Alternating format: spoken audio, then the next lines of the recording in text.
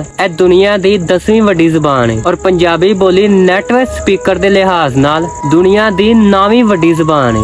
ਉਹਨਾਂ ਚੀਜ਼ਾਂ ਵਿੱਚ ਫਰਕ ਇਹ ਵੇ, ਇੱਕ ਦੇ ਵਿੱਚ ਉਹ ਲੋਕ ਵੀ ਸ਼ਾਮਲ ਨੇ ਪੰਜਾਬ, ਪਾਕਿਸਤਾਨ ਤੇ ਇੰਡੀਆ ਦੇ ਵਿੱਚ ਨਹੀਂ ਰਹਿੰਦੇ ਤੇ ਦੂਸਰੇ ਮੁਲਕ ਜਿਵੇਂ ਯੂਕੇ, ਕੈਨੇਡਾ, ਅਮਰੀਕਾ ਵਗੈਰਾ ਦੇ ਵਿੱਚ ਰਹਿੰਦੇ ਨੇ, ਜਿਹੜੇ ਉੱਥੇ ਰਹਿ ਕੇ ਪੰਜਾਬੀ ਬੋਲਦੇ ਨੇ।